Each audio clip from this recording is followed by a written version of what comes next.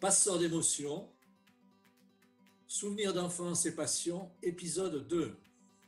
Et à l'époque, les vacances, c'était comment? Moi, j'allais à Lodo, chez mes grands-parents.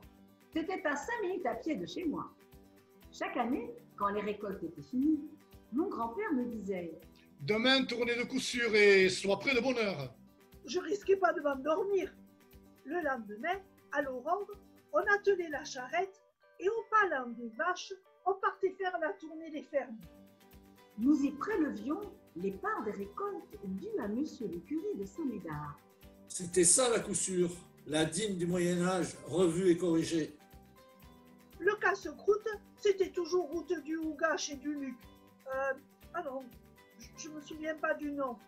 Pente sec, toque braguette, chez Léontine.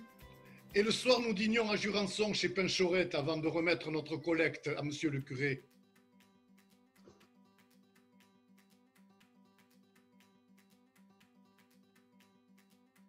Ici, on vit de passion. La danse, La course hollandaise, La pétanque, Les boules italiennes, Les courses de vélo, la corrida, le galombe, le chant, les romans photos. les corridas, c'était la fête. nous, on occupait les derniers gradins au soleil. C'était moins cher. Fallait voir l'ambiance, la musique. Tout le monde se faisait beau. Sortaient les belles tenues. Les femmes avaient leur éventail. C'était si chic. C'était l'occasion de se montrer.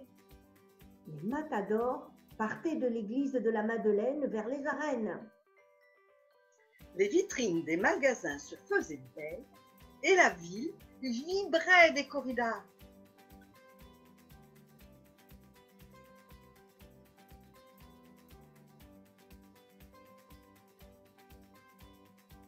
Moi, j'ai rencontré un paloumaire. Gérard, c'est un homme des bois, le béret vissé sur la tête en toutes circonstances. un truculent landais doublé d'un amateur de calva. Son père était normand et sa mère hollandaise. bien sûr, il a pris la voiture pour aller voir la famille en Normandie. Bien sûr, il a pris le train pour aller à la capitale. Bien sûr, il a pris l'avion pour voyager, la Grèce, l'Italie, l'Afrique, où il a bivouaqué dans le désert et même mangé des sauterelles. Mais Gérard, ce qu'il aime, c'est sa palombière. Les couloirs qu'il faut réparer, les fougères qu'il faut dresser tous les ans, les filets qu'il faut régler. Et les palombes qu'il faut nourrir et soigner dans leur volière à la maison.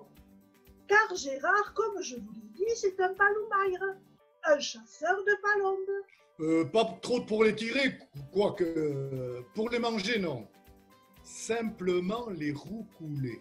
Les roues coulées pour les faire poser sur les branches des arbres, descendre dans le filet qui va peut-être se refermer. Ah, ce vol bleu, ce bruissement d'ailes si attendu. Il devient fébrile, fiévreux, exalté quand arrive le 18. Oui, le 18 octobre, car, comme il le dit lui-même, À la Saint-Luc, Le grand truc. Vol de grue. Palombe au cul.